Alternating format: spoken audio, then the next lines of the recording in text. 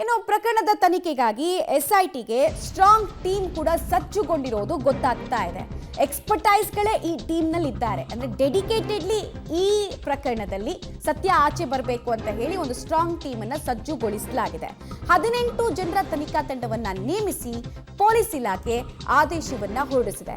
2 ಮಹಿಳೆ ಸೇರಿ 3 ಎಸಿಪಿ ಮಟ್ಟದ ಅಧಿಕಾರಿಗಳು ಈ ಟೀಮ್ನಲ್ಲಿ ಇದ್ದಾರೆ. 3 ಮಹಿಳಾ ಇನ್ಸ್ಪೆಕ್ಟರ್ ಸೇರಿ 5 ಇನ್ಸ್ಪೆಕ್ಟರ್ಗಳನ್ನ ನೇಮಕ ಮಾಡಲಾಗಿದೆ.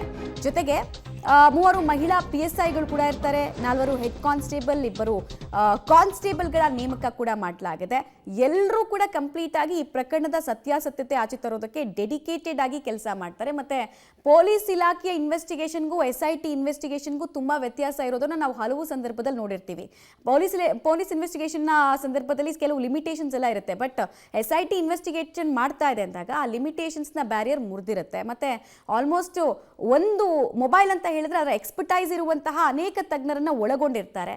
ಮತ್ತೆ ಯಾವುದೇ ಒಂದು ಲೂಪ್ ಹೋಲ್ಸ್ ಇಲ್ದಂಗೆ SIT ಯೂಶಲಿ ತನಿಖೆಯನ್ನ ಮಾಡುತ್ತೆ. ಸೊ ಒಂದು ಸ್ಟ್ರಾಂಗ್ ಟೀಮ್ ಅನ್ನಂತೂ ಮಾಡ್ಕೊಂಡಿದ್ದಾರೆ. ಏಬಲ್ಡ್ ಎಫಿಷಿಯಂಟ್ ಆಫೀಸರ್ಸ್ ಅನ್ನ ಈ ಪ್ರಕರಣದಲ್ಲಿ ತನಿಖೆಗೆ ಅಂತ ಹಾಕಲಾಗಿರೋದು ಗೊತ್ತಾಗ್ತಾ ಇದೆ.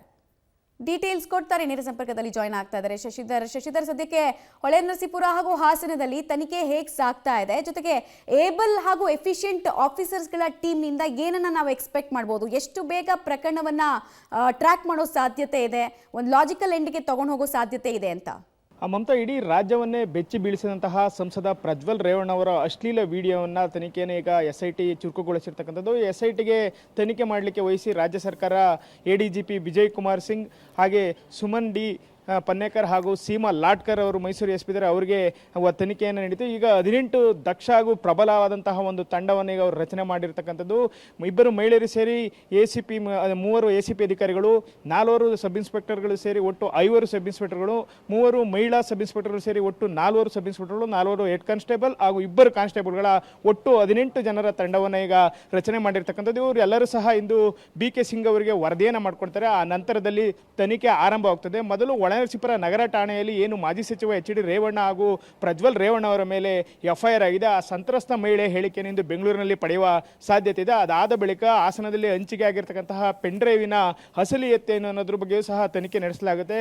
ಅಲ್ಲದೆ ವಿಡಿಯೋದ ಏನಿದೆ ಅದನ್ನು FSLಗೂ ಸಹ ಕಳಿಸಲಾಗುತ್ತೆ. ಅದರ ವರದಿ ಬಂದ ನಂತರ ಹಾಸನಕ್ಕೆ ಬಂದು ಸ್ಥಳ ಮಹಜರನ್ನು ಸಹ ಮಾಡಲಾಗುತ್ತೆ. ಒಟ್ಟಿನಲ್ಲಿ ಅತಿ ವೇಗವಾಗಿ ಪ್ರಕರಣವನ್ನು ಭೇದಿಸೋಕೆ SIT ತಂಡ ಈಗ ಮುಂದಾಗಿರ್ತಕ್ಕಂಥದ್ದು. ನಾಳೆ ಅಥವಾ ನಾಡಿದ್ದು ಹಾಸನಕ್ಕೂ ಸಹ ಬಂದು ಸ್ಥಳ ಮಹಜರನ್ನು ಮಾಡುವಂಥ ಒಂದು ಸಾಧ್ಯತೆ ಹೆಚ್ಚಾಗಿದೆ. ಅಲ್ಲದೆ ಇಂದು ಸಂತ್ರಸ್ತ ಮಹಿಳೆ ಏನು ಹೇಳಿಕೆಯನ್ನು ನೀಡ್ತಾರೆ ಅದರ ಆಧಾರದ ಮೇಲೆ ರೇವಣ್ಣ ಇರ್ಬೋದು ಅಥವಾ ಪ್ರಜ್ವಲ್ ರೇವಣ್ಣ ಅವರಿಗೆ ನೋಟಿಸ್ ಕೊಡುವಂಥ ಒಂದು ಸಾಧ್ಯತೆ ಸಹ ಹೆಚ್ಚಾಗಿದೆ. ಒಟ್ಟಿನಲ್ಲಿ ಏನು ಈ ಪೆನ್ಡ್ರೈವ್ ಪ್ರಕರಣ ಇದೆ ಇದರ ತನಿಖೆಯನ್ನು ಇಂದಿನಿಂದ SIT ಆರಂಭಿಸ್ತಿದೆ. ಮಮತಾ, ರೈಟ್, ಧನ್ಯವಾದ ಶಶಿಧರ್ ತಮ್ಮ ಮಾಹಿತಿಗಾಗಿ. ಒಟ್ಟಲ್ಲಿ ಇಲ್ಲಿ ಇನ್ನೊಂದು ವಿಚಾರ SIT ಅಧಿಕಾರಿಗಳು ತಿಳ್ಕೊಳ್ಳೋದಕ್ಕೆ ಯೋಚನೆ ಮಾಡ್ತಾ ಇದ್ದಾರೆ. ಅಂದ್ರೆ ಮಹಿಳೆಯರ ಅಸಹಾಯಕತೆಯನ್ನು ದುರುಪಯೋಗ ಪಡಿಸ್ಕೊಳ್ಳಾಯ್ತಾ, ಅಥವಾ ಪರಿಸ್ಥಿತಿಯ ದುರ್ಲಾಭವನ್ನ ಇಲ್ಲಿ ಎತ್ತಲಾಯ್ತಾ, ಅಥವಾ ಅಧಿಕಾರದ ಆಮಿಷವನ್ನ ತೋರಿಸೋದು ಅಥವಾ ಅಧಿಕಾರದ ಅಹಂನಿಂದ ಇಷ್ಟು ದೊಡ್ಡ ಕೃತ್ಯವನ್ನ ನಡೆಸಲಾಯ್ತಾ ಅನ್ನೋ ವಿಚಾರ. ಹಾಗೆ ವೈರಲ್ ಆಗ್ತಾ ಇರುವಂತಹ ಅಷ್ಟು ಫೋಟೋ ವಿಡಿಯೋಸ್ದು ಒರಿಜಿನಾಲಿಟಿ, ಅಂದ್ರೆ ಅದು ನಿಜವಾಗ್ಲೂ ಕೂಡ ಒರಿಜಿನಲ್ ಅಥವಾ ಎಡಿಟೆಡ್, ಎಷ್ಟು ಪ್ರಮಾಣದಲ್ಲಿ ಎಡಿಟೆಡು, ಯಾವ ಸಂದರ್ಭದಲ್ಲಿ ಅದನ್ನು ರೆಕಾರ್ಡ್ ಮಾಡಿದ್ದು,